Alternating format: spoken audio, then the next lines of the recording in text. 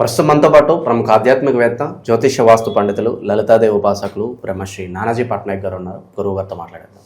నమస్కారం గురుగారు. శ్రీమాత్రేయ నమః. గురుగారు, నక్షత్రాల సిరీస్లో భాగంగా ఈరోజు మనం ఆశ్లేష నక్షత్రం గురించి మాట్లాడదాం. చాలా పాపులర్ నక్షత్రం. వివిధ మాధ్యమాల్లో కూడా చాలా మంది నక్షత్రం గురించి ప్రత్యేకంగా చెప్తూ ఉంటారు. ఎందరో గొప్ప వాళ్ళు కూడా పుట్టారని చెప్తూ ఉంటారు. ఇటువంటి నక్షత్రం లక్షణాలు ఏ విధంగా ఉంటాయి? నక్షత్రాలు పుట్టిన లక్షణాలు ఓవరాల్గా వీళ్ళ లైఫ్ అంతా కూడా ఎటువంటి పరిస్థితులు ఎదురవుతాయి? తప్పకుండా అండి. ఫస్ట్ ఆఫ్ ఆల్ ఏంటంటే ప్రతి నక్షత్రంలో గొప్ప వాళ్ళు పుడతారు, భేదవాళ్ళు పుడతారు.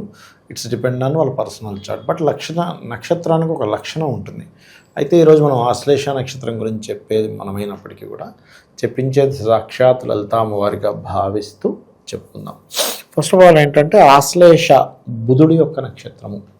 చాలామంది కొన్ని మూఢనమ్మకంలో ఉంటారు. ఆశ్లేష అంటే అత్తకి గండము, మూలా నక్షత్రం అంటే మూల నుండేవాడికి గండం, ఇలాంటివన్నీ చెప్తూ ఉంటారు. అదంతా ట్రాష్. ఎందుకంటే మనం ఏదైనా ఒకటి ప్రామాణికంగా మనం నమ్ముతున్నామన్నా చూస్తున్నామన్నా మనకి ఎవరు చెప్పాలి? ఋషి చెప్పాలి.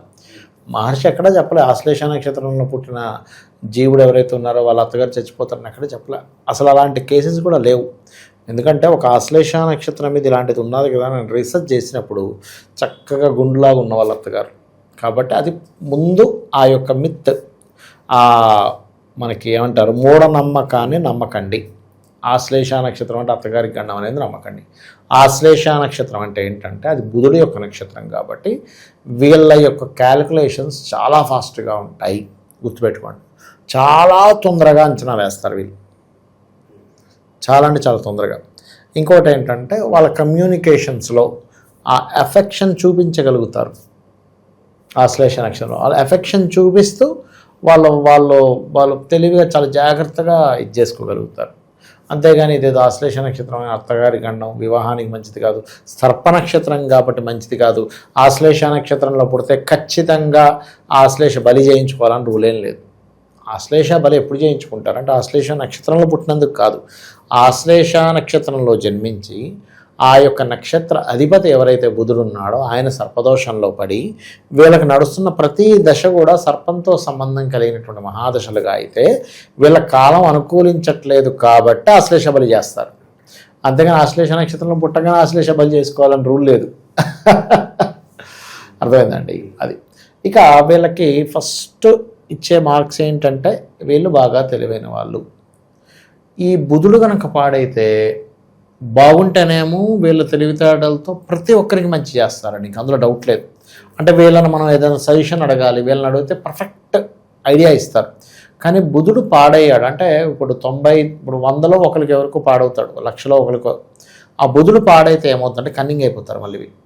అంటే ఏమైపోతుంది, బుద్ధి ఏమైపోతుంది అంటే వీళ్ళకి, అమ్మో బుధుడు పాడయ్యాడు కదా, ఎప్పుడు కూడా ఏంటంటే అమ్మో అవతలుడు నన్ను మోసం చేస్తాడేమో, అదేదో నేనే చేస్తే అయిపోద్దిగా అనే బుధుడు పాడవడం వీళ్ళకనే కాదు, ఎనీ పర్సన్.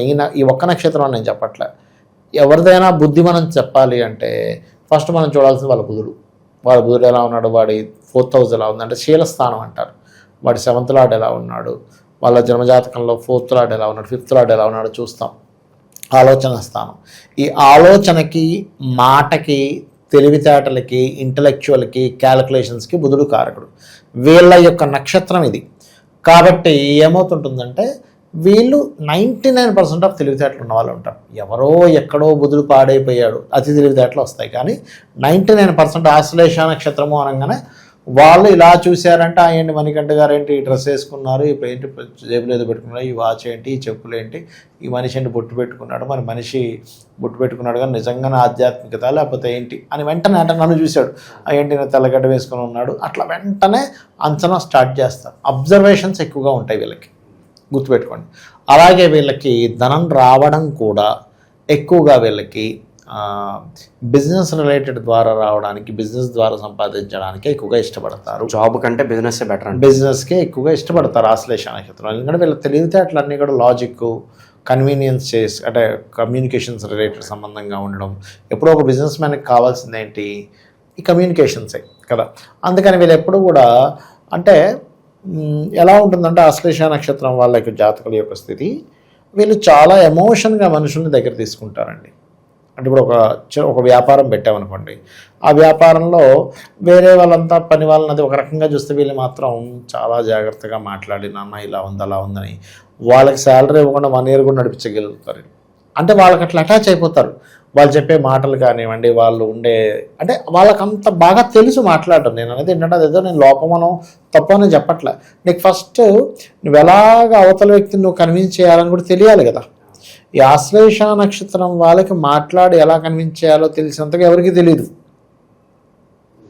అంత మాత్రం చేత ఆశ్లేష నక్షత్రానికి అధిష్టాన దేవత సర్పము అమ్మో అనడానికి ఏమీ లేదు. అదేమి సర్పమనగా వాళ్ళు ఏమొచ్చి కాటేయడం లాంటివి ఏం చేయరు. ఒక్కొక్క నక్షత్రానికి ఒక్కొక్క అధిదేవతలు అధిష్టాన దేవతలు ఉంటారు. ఇప్పుడు భరణి నక్షత్రం ఉందనుకోండి, ఏముడు అంత మాత్రం చేత అందరినీ చంపేస్తాడా భరణి నక్షత్రం వాళ్ళు? అలా కాదు కదా. అధిదేవతలు అంతే. ఇప్పుడు కృతికా నక్షత్రం అగ్ని అలా అందరినీ పోయి కాలుస్తూ ఉంటాడా? కాల్చడు కదా. అలాగే దీనికి సర్ప నక్షత్రం అని ఎందుకంటారంటే అలర్ట్నెస్ ఎక్కువ ఉంటుంది. ఒక సర్పం చూడండి, మీరు పొలంలో నడుచుకొని వెళ్తుంటే అది వెంటనే అలర్ట్ అయిపోతుంది. కొంచెం ఏదైనా ప్రమాదం ఉందనగానే వెంటనే అలర్ట్ అయిపోతుంది. అర్థమైందా మీకు? అంటే అలర్ట్నెస్ ఎక్కువగా ఉండడము, అదొక చిన్న కన్నమన్న లోపల దూరిపోతుంది. ఈ లక్షణాలు ఎక్కువగా ఉంటాయని మనం అర్థం చేసుకోగలగాలి. అలాగే ఇంకొక విషయం ఏంటంటే వీళ్ళ యొక్క అన్నదమ్ములు కావచ్చు, అక్క చెల్లెలు కావచ్చు, దూర ప్రాంతానికి వెళ్ళడానికి ఎక్కువ ఛాన్సెస్ ఉంటాయి. అలాగే వాళ్ళు కూడా వీళ్ళ యొక్క సిబ్లింగ్స్ కూడా ఏదైనా బిజినెస్ లైన్లోకి వెళ్ళాలనే ఆలోచనలు ఎక్కువగా ఉండడము, ఇవి ఎక్కువగా జరుగుతాయి. వీళ్ళ యొక్క తల్లిగారు కూడా కొంచెం బిజినెస్ మైండెడ్గా ఉండడం, బాగా తెలివిగా ఉండడం. మీరు కనుక ఎనీ ఆశ్లేష నక్షత్రం వాళ్ళని అడిగితే ఏమంటే మీ మదర్ చాలా తెలివిగా ఉంటారు కదా అంటే ఎస్ అనే మాట వస్తుంది మీకు. వీళ్ళకి ఇంకోటి ఏంటంటే ఎప్పుడైనా అసలు ఏదైనా ఒక ప్రాపర్టీస్ తీసుకునేటప్పుడు కూడా వీళ్ళు కొంచెం వీలైనంత మటుకు కమర్షియల్ ప్రాపర్టీస్ తీసుకోవడానికి ఎక్కువ ఇష్టపడతారు, రెంటల్స్కి ఇవ్వడానికి ఎక్కువ ఇష్టపడతారు. ఏదైనా ఒకటి చదివితే కూడా అది మరలా నాకు రేపు పొద్దున్న ఒక బిజినెస్ పరంగా ఎలా పనికి వస్తుందనే పాయింట్ ఆఫ్ వ్యూలోనే చదువుతారు వీళ్ళు. అంతేగాని ఏదో చదివేశాం అన్నట్టు కాకుండా అసలు నేను ఏం చదవాలి, ఏం చదివితే నా లైఫ్ బాగుంటుంది. బట్ ఇక్కడ ఇది ఎంతవరకు పనిచేస్తుంది, వీళ్ళ యొక్క 4th లాట్ అంటే లగ్నం నుంచి 4th భావాధిపతి ఎలా ఉన్నాడు అనే దాని మీద ఉంటుంది. అలాగే ఆశ్లేష నక్షత్రం వాళ్ళకి ఖచ్చితంగా 2 పిల్లలు ఉంటారు. 99% ఉంటారండి. ఒక పిల్లలు ఉండడం చాలా తక్కువ, రేర్. ఒకే పిల్లలు ఉన్నారంటే అది ఎక్కడో పంచమ స్థానం 2 భార్యాభర్తల జాతకాల్లో పాడైపోయితే తప్ప అప్పుడు పిల్లలు లేకపోవడం దట్ ఈస్ డిఫరెంట్ కేస్. కాకపోతే 2 పిల్లలు ఖచ్చితంగా, ఎందుకంటే డ్యూయాలిటీ ఉంటుంది ఈ యొక్క దీనికి. అలాగే ఇంకోటి ఏంటంటే ఎప్పుడు వీళ్ళకి హెల్త్ రిలేటెడ్ ఇష్యూస్ వచ్చినా కూడా నర్వ్స్ అంటే రెండుగా వస్తూ ఉంటుందండి. ఎందుకంటే ఈ నక్షత్రం యొక్క స్వభావం ఏదైతే ఉంటుందో అది రెండుగా ఇవ్వడం జరుగుతూ ఉంటుంది. అదొకటి. ఇంకోటి ఏంటంటే జెంట్స్లో కనుక ఈ ఆశ్లేష నక్షత్రంలో పుట్టి వాళ్ళకి ఈ 7వ స్థానాధిపతి అంటే కోరికల కారకుడు కనుక బాగా పెరిగిపోతే, అందరికీ నేను చెప్పట్లేదు, బాగా గుర్తుపెట్టుకోండి, 99% పీపుల్కి ఇది ఉండదు. కానీ ఇఫ్ ఆశ్లేష నక్షత్ర శుక్రకుజులు కలయికుండి 7వ స్థానాధిపతి లగ్నం నుంచి 7వ స్థానాధిపతి కోరికల కారకుడై 12వ స్థానం పాడైతే వీళ్ళు ఖచ్చితంగా వివాహం అయి ఉండగా కూడా ఇంకొకరితో వీళ్ళకి రిలేషన్ ఉంటుంది. అది ఫ్రెండ్గా ఉంటుంది, ఎందుకంటే వీళ్ళు ఫ్రెండ్షిప్ బాగా చేయగలుగుతారు, బాగా కమ్యూనికేషన్ చేయగలుగుతారు, అంటే బాగా మాట్లాడగలుగుతారు. అందరికీ నేను చెప్పట్లే. దీనికి కొన్ని ఫార్ములాస్ ఉంటాయి, కొన్ని రూల్స్ ఉంటాయి, కొన్ని రూల్స్ అండ్ రెగ్యులేషన్స్ ఉంటాయి దాని పరంగా. ఎందుకంటే ఆశ్లేష నక్షత్రం నుంచి 7వ స్థానం కుంభం అవుతుంది, అది సీక్రెట్ సైన్ అయింది. సో ఇట్లాంటివి ఉంటాయి. అంటే కొంచెం ఎవరైనా ఇష్టపడి చేసుకోవడం, అది ఇంట్లో వాళ్ళకి చెప్పడానికి కొంచెం కొన్ని రోజులు టైం తీసుకొని చెప్పడం, ఇవి కూడా జరుగుతాయి. ఎప్పుడు జరుగుతాయి? పురుషుడైతేనేమో శుక్రుడు డ్యూయల్ సైన్లోకి వెళ్ళడమో లేకపోతే పాపగ్రహాల సంబంధం పెట్టుకోవడమో జరగాలి. స్త్రీ అయితేనేమో కుజుడితో జరగాలి. బట్ ఇది ఎక్కువ పురుషుడికి ఎక్కువగా వర్తిస్తూ ఉంటుంది ఈ ప్రభావం అనేటువంటిది. అలాగే మరొక విషయం ఏంటంటే ఇక్కడ ఈ ఆశ్లేష నక్షత్రం వాళ్ళకి సహజంగా కూడా అవతల వాళ్ళు వచ్చేటువంటి వారు అంటే జీవిత భాగస్వామి కొంచెం కాన్వర్జేషన్ బాగా చేసేవాళ్ళు. అంటే ఇప్పుడు చూడండి, మనకి ఎవరైనా పార్ట్నర్స్ ఒక్కోసారి వాళ్ళు చెప్పేది మనం విన్నాం అంటే ఏదో ఒక గురువు అండ్ శిష్యలాగా వాళ్ళ ఇది వెళ్తూ ఉంటుంది చెప్పాలంటే, అదొకటి. అండ్ అలాగే మరొక విషయం ఏంటంటే వీళ్ళకి జాబ్ చేయడం అంటే పెద్దగా ఇష్టం ఉండదండి. ఎందుకంటే జాబ్ ప్యాటర్ను వీళ్ళ మైండ్ సెట్ ప్యాటర్న్ సెట్ అవ్వదు తొందరగా. మార్కెటింగ్ రంగాలు ఇవి ఓకే, మళ్ళీ marketing, sales departments, advertisement departments, ఇట్లాంటి వాటిల్లో తొందరగా క్యాచ్ చేయగలుగుతారు వీళ్ళు, తొందరగా దానికి కనెక్ట్ అయిపోతారు, తొందరగా యాప్ట్ అవుతారు. కానీ ఇక్కడ ఎప్పుడు కూడా మనం ఒక జాతకుడి యొక్క ధనయోగం ఎలా ఉందో చెక్ చేసి మీ జన్మజాతకంలో లగ్నం ఏమైంది, కేవలం నక్షత్రం ఒకటే చూసుకోకుండా లగ్నం నుంచి సెకండ్ లార్డ్ ఎలా ఉన్నాడు, ఎవరయ్యారు, ఆ ఎవరయ్యారు, ఎక్కడున్నాడు, ఏ గ్రహాలతో కలిసి ఉన్నాడు అంటే PAC placement aspect and conjunction చూడకుండా మనం డెసిషన్ తీసుకోకూడదు. కాకపోతే వీళ్ళ తెలివితేటలు మాత్రం అలా ఉంటాయి. అంటే ఏదైనా సరే ఒక విషయం చూశారు వెంటనే గుర్తుపెట్టేసుకుంటారు. ఏదైనా ఒక పని దగ్గర పంపించాం మనం, ఉదాహరణకి అతనికి అసలు టచ్ చేయలేదు కానీ ఆ జాబ్లో జాయిన్ చేసాం, ఒక్క 4 రోజులు అబ్జర్వ్ చేసి 5వ రోజు వాళ్ళకంటే ఎక్సలెంట్గా చేయగలుగుతారు. అంటే ఆ లక్షణాలు ఉంటాయి. ఆ తెలివితేటలు ఉండడం, ఆ కమ్యూనికేట్ చేయడం, చాలా జాగ్రత్తగా అవతల వాళ్ళని ఏదైనా ఒక హెల్ప్ అడిగేటప్పుడు కానీ ఏదైనా ఒక మాట్లాడేటప్పుడు కానీ చాలా వాళ్ళతో ఫస్ట్ ఎమోషన్ బాండింగ్ పెట్టుకుంటారు వీళ్ళు. ఎలా అంటే అయ్యో వీళ్ళు నాకు చాలా దగ్గర వాళ్ళు అనే ఫీలింగ్ తెప్పించి అప్పుడు అడుగుతారు.